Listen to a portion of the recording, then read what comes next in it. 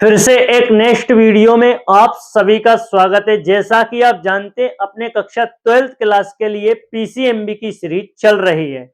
आज अपन इसके अंदर आपका नेक्स्ट पार्ट, इससे पहले अपन किण्वन एल्कोहल यूरिया के मैं 2 पार्ट डाल चुका हूं। अगर किसी ने नहीं देखे हो तो जाकर उनको आप देख सकते हैं। आज चलते हैं अपन इसके पार्ट 3 में, है ना। देखिए प्रश्न कैसे आएगा आपकी परीक्षा में। मेथेनॉल या मेथिल एल्कोहल के उपयोग लिखिए। जैसे देखिए आपके पेपर में ये प्रश्न 2 तरीके से पूछा जा सकता है। पहला तरीका क्या है, मेथेनॉल के उपयोग लिखिए। एक तरीका तो ये है। दूसरा तरीका क्या है, मेथिल एल्कोहल के उपयोग लिखिए। ये दूसरा तरीका है, ठीक है। तो अब मैं आपको इसे याद करवा देता हूं। प्रश्न आसान है। सबसे पहला पॉइंट क्या लिखोगे आप इसमें, मेथिल एल्कोहल पेंट वार्निश के विलायक के रूप में, है ना। पहला पॉइंट लिखा है मैंने, पेंट वार्निश आदि के विलायक के रूप में इसका उपयोग किया जाता है। किसका उपयोग किया जाता है, मेथिल एल्कोहल का या मेथेनॉल का, ठीक है।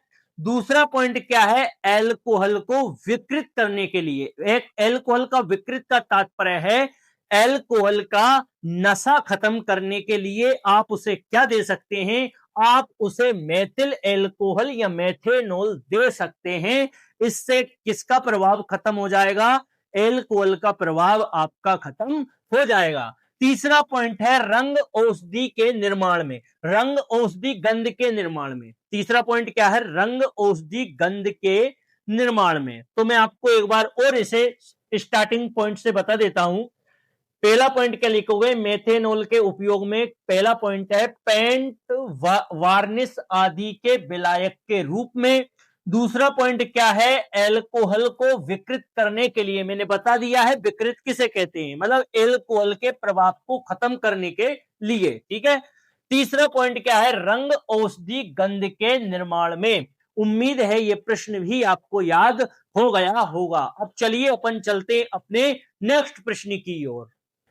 चलिए अब चलते हैं अपन अपने नेक्स्ट प्रश्न की ओर। नेक्स्ट प्रश्न आपकी परीक्षा में कैसे पूछा जा सकता है, ऐसे आ सकता है, एल्कोहलों के कोई 3 सामान्य भौतिक गुण लिखिए। या यही प्रश्न अथवा ऐसे भी आ सकता है, ये डबल टाइप से आपके पेपर में आ सकता है, ठीक है।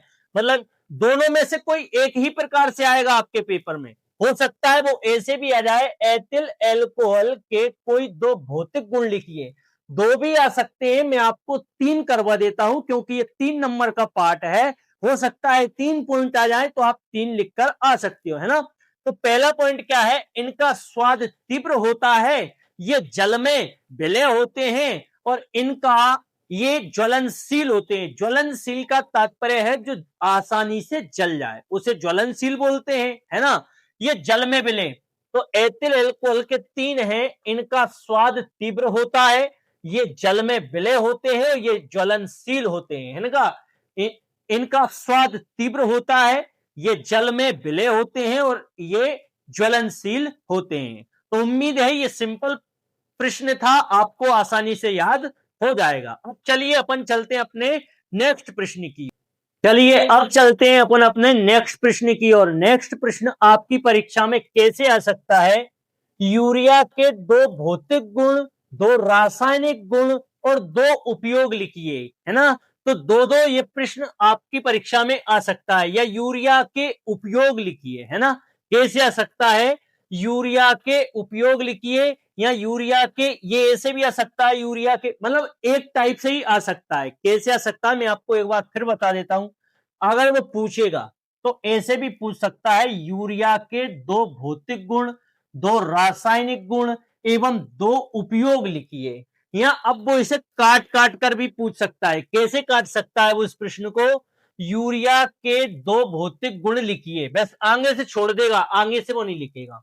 और फिर वो इसे इस टाइप से भी लिख सकता है, यूरिया के 2 रासायनिक गुण लिखिए या यूरिया के 2 उपयोग लिखिए। तो मैं सबसे पहले मैंने हेडिंग डाली है यूरिया के भौतिक गुण, है ना। यूरिया के भौतिक गुण मैं आपको याद करा देता हूं। यूरिया रंगहीन और गंधहीन होता है। पहला पॉइंट मैंने यही बनाया है, ये एक रंगहीन गंधहीन पदार्थ है। यूरिया रंगहीन गंधहीन पदार्थ है, आप इसमें ये भी जोड़ सकते हो स्वादहीन, है ना, रंगहीन गंधहीन और स्वादहीन पदार्थ है। ठीक है, कोई दिक्कत नहीं अगर आप नहीं जोड़ना चाहो तो भी, ठीक है। इसमें आप इतना भी लिखना चाहो तो भी कोई दिक्कत नहीं है, ये एक रंगहीन पदार्थ है तो भी कोई दिक्कत नहीं है, ये भी चलेगा, सही है ना।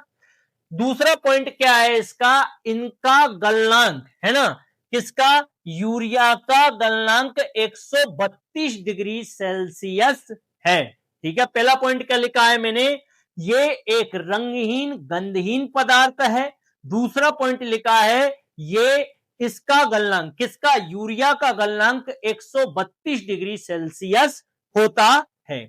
अब दूसरी हेडिंग मैंने क्या डाली है, दूसरी हेडिंग मैंने ये ली है ना, दूसरी हेडिंग है यूरिया के रासायनिक गुण निम्न है। यूरिया के रासायनिक गुण क्या है, पहला रासायनिक गुण है यूरिया जल के साथ अभिक्रिया करके, पहला पॉइंट बता रहा हूं मैं, यूरिया जल के साथ अभिक्रिया करके या क्रिया करके अमोनिया और कार्बन डाइऑक्साइड बनाता है। पहला पॉइंट क्या है, यूरिया जल के साथ क्रिया करके अमोनिया और कार्बन डाइऑक्साइड बनाता है। ठीक है, दूसरा पॉइंट क्या है, यूरिया को अगर आप गर्म करोगे, यूरिया को अगर आप गर्म करोगे तो ये टूटकर क्या बनाएगा, वायुरेट और अमोनिया बनाएगा। दूसरा पॉइंट अपना यही है, यूरिया को गर्म करने पर ये टूटकर वायुरेट तथा अमोनिया बनाता है। मैं आपको एक बार फिर ये बता देता हूं, ये यूरिया के रासायनिक गुण, यूरिया जल के साथ क्रिया करके, यूरिया किसके साथ, जल के साथ अगर क्रिया करेगा तो क्या करेगा, अमोनिया और कार्बन डाइऑक्साइड बनाता है ना। यूरिया क्या बनाता है, अमोनिया बनाता है और साथ में क्या बनाता है, कार्बन डाइऑक्साइड बनाता है। दूसरा पॉइंट क्या है, यूरिया को गर्म करने पर यह टूट जाता है, किस किस में टूट जाता है, एक तो वायु रेट में टूट जाता है और एक अमोनिया में टूट जाता है। उम्मीद है ये आपको याद हो गया होगा। अब चलते अपन यूरिया के दो उपयोग पर, है ना। क्या है यूरिया के उपयोग, तो यूरिया के दो उपयोग है। पहला उपयोग मैं आपको बता देता हूं, यूरिया का पहला उपयोग लिखोगे भूमि को उपजाऊ बनाने के लिए उर्वरक के रूप में, है ना। पहला उपयोग क्या है, भूमि को उपजाऊ बनाने के लिए उर्वरक के रूप में। पहला पॉइंट क्या है, भूमि को उपजाऊ बनाने के लिए उर्वरक के रूप में। और सेकंड पॉइंट क्या है, यूरिया का उपयोग विस्फोटक पदार्थ बनाने में, है ना। सेकंड पॉइंट क्या है, विस्फोटक पदार्थ बनाने में। और पहला पॉइंट मैं आपको एक बार फिर इसका रिवाइज करवा देता हूं, शुरू स्टार्टिंग से ही देख लो। ये एक, सबसे पहले आप लिखोगे यूरिया के भौतिक गुण। देखिए आपसे परीक्षा में यूरिया के भौतिक गुण अकेले भी पूछे जा सकते हैं, आपसे आपकी परीक्षा में यूरिया के रासायनिक गुण भी अकेले पूछे जा सकते हैं, और आपसे आपकी परीक्षा में यूरिया के उपयोग अकेले पूछे जा सकते हैं। मतलब जरूरी नहीं है कि ये प्रश्न ऐसे ही आपकी परीक्षा में आए, ठीक है, ये प्रश्न घुमा फिरा के भी दे सकता है। वो हो सकता है आपसे यूरिया के भौतिक गुण अकेले पूछ ले, वो ये भी हो सकता है कि यूरिया के रासायनिक गुण अकेले पूछ ले, या वो ये भी हो सकता है कि यूरिया के उपयोग अकेले पूछ ले, है ना। तो आपको मैं एक बार शुरू से रिवाइज करवा देता हूं। यूरिया के भौतिक गुण लिखोगे, ये एक रंगहीन गंधहीन पदार्थ है, इनका गलनांक 132 डिग्री सेल्सियस है। फिर अपन हेडिंग डालेंगे यूरिया के रासायनिक गुण निम्न है, यूरिया जल के साथ क्रिया करके अमोनिया और कार्बन डाइऑक्साइड बनाता है। सेकंड पॉइंट है यूरिया को गर्म करने पर यह टूटकर वायुरेट तथा अमोनिया बनाता है। यूरिया के उपयोग लिखेंगे भूमि को उपजाऊ बनाने के लिए उर्वरक के रूप में, और सेकंड पॉइंट लिखेंगे अपन विस्फोटक पदार्थ बनाने में। उम्मीद है ये प्रश्न भी आपको अच्छी तरीके से क्लियर हो गया होगा। अब चलिए अपन चलते हैं अपने नेक्स्ट प्रश्न की ओर। चलिए अब चलते हैं अपन अपने नेक्स्ट प्रश्न की ओर। यह प्रश्न आपकी परीक्षा में कैसे आ सकता है, यह प्रश्न आपकी परीक्षा में ऐसे पूछा जा सकता है, किण्वन क्या है। देखिए किण्वन क्या है, किण्वन से आप क्या समझते हो, किण्वन की परिभाषा लिखिए, एक ही बात है ना। ये प्रश्न एक ही है लेकिन ये कई तरीके से आ सकता है। जैसे किण्वन क्या है, इसमें लिखा है ना किण्वन क्या है, यहां लिखा है किण्वन की परिभाषा लिखिए, एक ही है। चाहे पेपर में ये प्रश्न आए तो भी उत्तर वही लिखना है और पेपर में ये प्रश्न आए तो भी उत्तर वही लिखना है। लेकिन ये यहां से प्रश्न ये अलग है, किण्वन के लिए किन्हीं 4 नहीं या 3 आएगा, है ना। या क्या आएगा, 3 आएगा, ठीक है। 3 से ज्यादा आपकी परीक्षा में नहीं आएंगी, है ना। 3 अनुकूल परिस्थितियां आएंगी, ठीक है। क्या आएगी, किण्वन क्रिया के लिए किन्हीं 3 अनुकूल परिस्थितियों को समझाइए, है ना। ये प्रश्न अलग है, ये और ये एक जैसा प्रश्न है, ठीक है। ये और ये एक जैसा प्रश्न है। अगर परीक्षा में ये आए तो भी उत्तर वही लिखना है और परीक्षा में ये आए तो भी उत्तर वही लिखना है, ठीक है। ये प्रश्न अलग है, ये वाला प्रश्न, ये दोनों सेम है। किण्वन के लिए अनुकूल 3 परिस्थितियां लिखिए या किण्वन के लिए अनुकूल परिस्थितियां लिखिए, ये दोनों का उत्तर एक ही है, ठीक है। मैंने डिफाइन किया हुआ है, यहां लिख रखा है मैंने किण्वन की परिभाषा, ठीक है। देखिए मैं आपको सबसे पहले किण्वन की परिभाषा याद करवा देता हूं, ठीक है। यह है एंजाइम की उपस्थिति में, है ना, एंजाइम की उपस्थिति में जटिल कार्बनिक अणुओं का सरल कार्बनिक अणुओं में अपघटन क्या कहलाता है, किण्वन कहलाता है।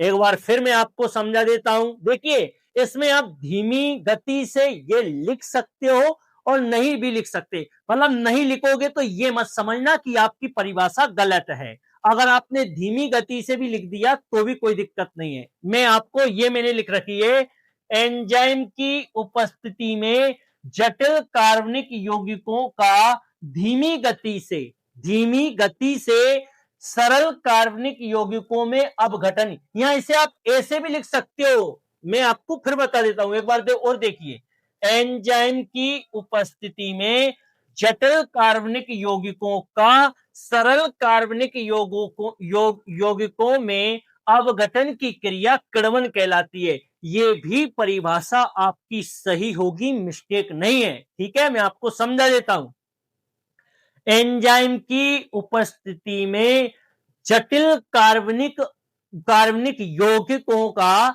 सरल कार्बनिक यौगिकों में टूटना या अपघटन होना क्या कहलाता है, किण्वन कहलाता है। उम्मीद है आपको याद हो गया होगा। मैं आपको एक बार फिर समझा देता हूं, जैसी ये लिखी है वैसी ही समझा देता हूं, मैं सुन लीजिए आप। एंजाइम की उपस्थिति में जटिल कार्बनिक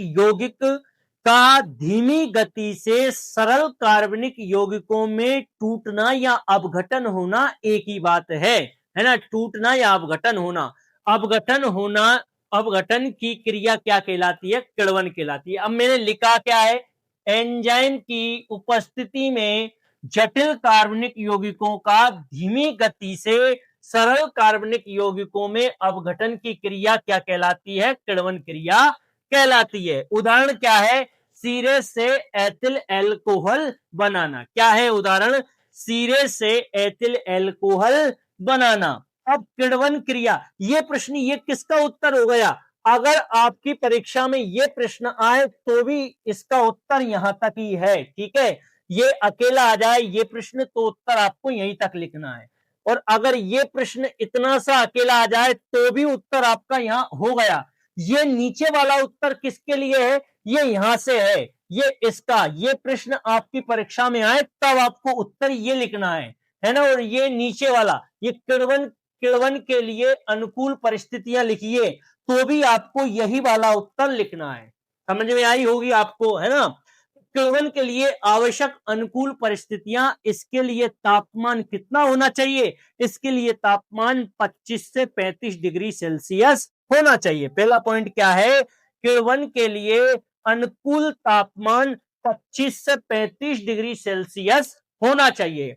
दूसरा पॉइंट क्या है, विलयन में शर्करा का सांद्रण, किसके विलयन में, किण्वन के विलयन में शर्करा का सांद्रण 8 से 10% होना चाहिए, ठीक है। विलयन कैसा, किण्वन का विलयन कैसा होना चाहिए, उदासीन, मतलब किण्वन क्रिया होने के लिए शर्तें हैं, है ना, किण्वन का नहीं, किण्वन के लिए अनुकूल तापमान कितना होना चाहिए, 25 से 35 डिग्री सेल्सियस होना चाहिए। सेकंड पॉइंट क्या है, विलयन में शर्करा का सांद्रण 8 से 10% होना चाहिए। ठीक है, किण्वन की क्रिया कब होगी, जब विलयन के शर्करा का, मतलब जो किण्वन का जो विलयन होगा उसमें शर्करा का सांद्रण कितना होगा, 8 से 10% तक होगा, तो किण्वन क्रिया होगी, है ना। विलयन उदासीन, जो किण्वन का विलयन होगा वो कैसा होना चाहिए, विलयन उदासीन होगा तो किण्वन क्रिया होगी, है ना। मैं आपको एक बार और समझा देता हूं, किण्वन के लिए अनुकूल तापमान 25 से 35 डिग्री सेल्सियस होना चाहिए। सेकंड पॉइंट क्या है, विलयन में शर्करा का सांद्रण, विलयन में शर्करा का सांद्रण 8 से 10% होना चाहिए। और थर्ड पॉइंट क्या है, विलयन उदासीन होना चाहिए। उम्मीद है ये प्रश्न भी आपको अच्छी तरीके से क्लियर हो गया होगा। अब चलिए अपन चलते हैं इसके नेक्स्ट प्रश्न की ओर। तो चलिए अब चलते हैं अपन अपने नेक्स्ट प्रश्न की ओर। नेक्स्ट प्रश्न क्या है, ये प्रश्न आपकी परीक्षा में 3 टाइप से पूछा जा सकता है, तीनों प्रकार से आए, लेकिन उत्तर आपको एक ही लिखना है, जो उत्तर मैंने यहां लिखा हुआ है। ठीक है, अब वो 3 टाइप कौन से हैं जो आपके पेपर में आ सकता है। सबसे पहला प्रश्न ऐसे आ सकता है, यूरिया के 2 परीक्षण लिखिए, या यही प्रश्न ऐसे आ सकता है, यूरिया का वायु रेट परीक्षण लिखो, या ये प्रश्न ऐसे आ सकता है, वायु रेट परीक्षण क्या है। ठीक है, अब यूरिया के मैं परीक्षण आपको बता देता हूं। यूरिया को सोडियम हाइड्रोक्साइड के साथ गर्म करने पर कौन सी गैस निकलती है, अमोनिया गैस निकलती है। ये क्या करती है, ये लाल लिटमस को नीला कर देती है। पहला परीक्षण ये है ना। मैं आपको एक बार बता देता हूं, मैंने लिखा है, यूरिया को सोडियम हाइड्रोक्साइड के साथ गर्म करने पर अमोनिया गैस निकलती है। कौन सी गैस निकल रही है, अमोनिया गैस। अमोनिया गैस क्या कर रही है, ये लाल लिटमस को नीला कर देती है। दूसरा पॉइंट क्या है, यूरिया के सांद्र जलीय विलयन में, यूरिया के सांद्र जलीय विलयन में सांद्र नाइट्रिक अम्ल मिलाने पर, सांद्र जलीय विलयन में सांद्र नाइट्रिक अम्ल मिलाने पर क्या होता है, यूरिया नाइट्रेट का सफेद अवक्षेप प्राप्त होता है। क्या क्या प्राप्त होता है, यूरिया नाइट्रेट का सफेद अवक्षेप प्राप्त होता है। ये इंपॉर्टेंट प्रश्न है ना। मैं आपको एक बार और सेकंड पॉइंट बता देता हूं, मैंने कैसे लिखा है, यूरिया के सांद्र जलीय विलयन में सांद्र नाइट्रिक अम्ल मिलाने पर यूरिया नाइट्रिक का सफेद अवक्षेप प्राप्त होता है। मैं आपको एक बार और इसे समझा देता हूं। यूरिया को सोडियम हाइड्रोक्साइड के साथ गर्म करने पर अमोनिया गैस निकलती है। ये गैस लाल लिटमस को नीला कर देती है। सेकंड पॉइंट क्या है, यूरिया के सांद्र जलीय विलयन में सांद्र नाइट्रिक अम्ल मिलाने पर यूरिया नाइट्रेट का सफेद अवक्षेप प्राप्त होता है। ये इसका सेकंड परीक्षण है। उम्मीद है ये भी आपको 1 से 2 बार देखोगे तो आसानी से याद हो जाएगा। एक बार में कभी किसी को याद नहीं हुआ, 1 से 2 बार अगर आप देखोगे तो इसे अच्छी तरीके से आपको क्लियर हो जाएगा।